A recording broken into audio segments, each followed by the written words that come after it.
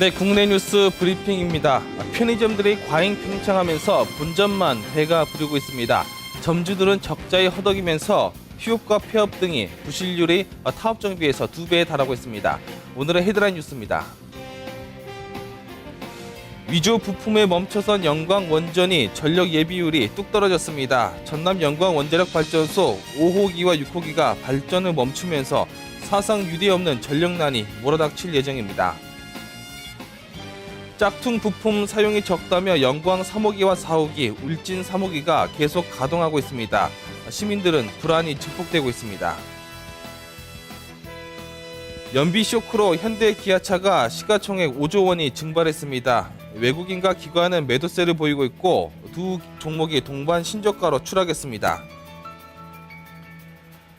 깡통 전세 대책이 이르면 이달 중에 발표됩니다. 세입자 소득 기준을 낮춰서 특례 보증을 완화하겠다는 방침입니다.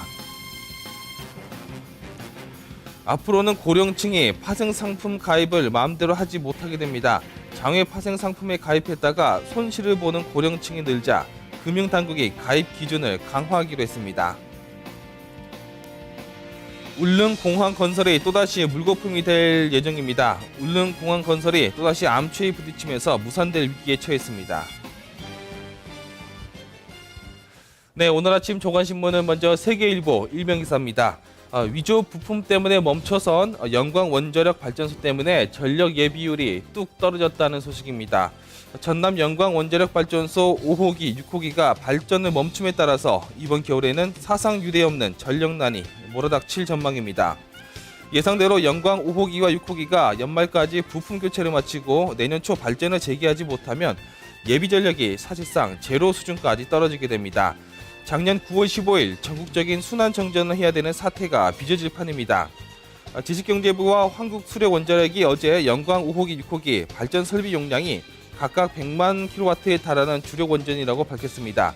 전체 23개 원자력 발전소 중에서 예방 정비를 받고 있는 4곳, 고장으로 정지된 곳이 한 곳이기 때문에 원전의 하루 공급 능력이 6,884만 킬로와트에 불과한데 이제는 추가로 200만 킬로와트 전기를 생산할 수 없게 된 셈입니다. 네, 서울경제신문입니다. 마찬가지로 원자력 발전소 문제에 대해서 일면기사로 보도하고 있습니다. 짝퉁 부품 사용이 적다면서 영광 3호기, 4호기 그리고 울진 3호기는 계속 가동하기로 결정됐습니다.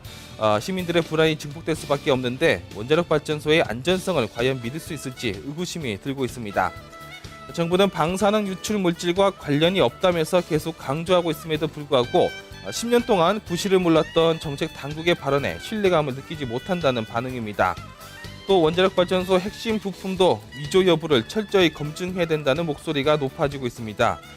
국내 원자력 발전소의 품질 검증서가 위조된 부품이 지난 10년 동안 대량으로 공급된 사실이 밝혀지면서 원전의 안전성에 대한 국민 불안이 다시 증폭되고 있습니다. 네, 세 번째로 한국경제신문 일면기사입니다. 연비 쇼크로 인해서 현대 기아차 시가총액 5조 원이 증발해버리는 사태가 일어났습니다. 외국인과 기관도 현재 증시에서 매도세로 일관하고 있고 현대차, 기아차 두 종목이 동반 신저가로 추락했습니다. 현대모비스, 만도, 자동차 부품주 그리고 타이어주도 동반 급락하고 있는 모습을 보이고 있습니다. 현대 기아차는 이미지 타격에 일단 불가피할 것으로 보이고 11월 판매량이 관건으로 떠올랐습니다. 증권가에 따르면 현대차가 일단 미국 시장에서 대규모 리콜을 할 것이라는 소문이 돌고 있습니다. 이런 소문으로 인해서 현대차가 3.79%, 기아차가 0.83% 정도 증시에서 하락한 배경이 됐습니다. 네, 다음으로 부동산 시장으로 넘어가 보겠습니다. 문화일보 일면 기사입니다. 깡통 아파트 대책에 대한 깡통 전세 대책이 이르면은 이달 중에 국토해양부를 통해서 발표가 될 예정입니다. 세입자 소득 기준을 낮춰서 특례 보증을 완화하겠다는 쪽으로 가닥이 잡히고 있습니다. 금융당국이 깡통 주택에 발이 묶인 깡통 전세자를 위한 대책을 이달 중 내놓을 예정인데 한국주택금융공사의 전세금 특례 보증 제도 지원 조건을 완화해서 전세 기간이 만료됐지만 전세금을 돌려받지 못해 이사를 하지 못하는 세입자를 지원할 예정입니다. 금융위원회 같은 경우는 주택금융공사의 전세금 특례 보증 제도 지원 조건을 완화하기로 결정했습니다. 예를 들어 부부 합산 소득 5천만 원인 소득 조건이나 2억 5천만 원인 임차 보증금 한도 조건 완화를 현재 협의 중에 있습니다. 특례 보증금에 대한 향후 연체율 추이를 예상해보는 부작용이 없는 선에서 보완책을 내놓을 것으로 현재 전망이 되고 있습니다. 네, 국민일보 일명기사 한번 보겠습니다. 앞으로 고령층의 경우 파생 상품 가입을 마음대로 하지 못하게 될 예정입니다. 장외 파생 상품에 가입했다가 손실을 보는 고령층이 늘어나자 금융당국이 가입 기준을 대폭 강화하기로 했습니다.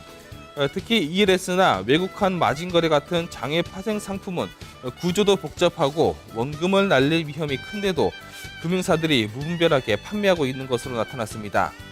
금융감독원은 어제 ELS를 비롯해서 장외 파생 상품이 지나치게 복잡하기 때문에 무분별하게 가입했다가 손실을 입은 노인층이 많다며 연령대별로 금융감독 체계를 구축해 고령층에 대한 파생 상품 판매 관행을 개선하겠다고 밝혔습니다. 특히 65세 이상 고령층에게 장외 파생 상품을 판매하는 것은 부적절하다며 내년에 테마 검사를 통해서 금융사들이 장외 파생 상품 판매 실태를 파악하고 제도 개선을 할 수 있도록 지도할 것이라고 밝혔습니다.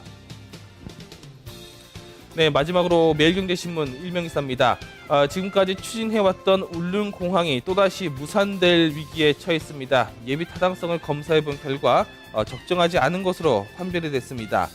울릉공항 건설이 또다시 암초에 부딪히게 된 것인데 경상북도가 바로 한국개발연구원에 의뢰해서 실시한 예비 타당성 조사에서 울릉공항 경제성 분석이 좋지 않은 것으로 나타났습니다.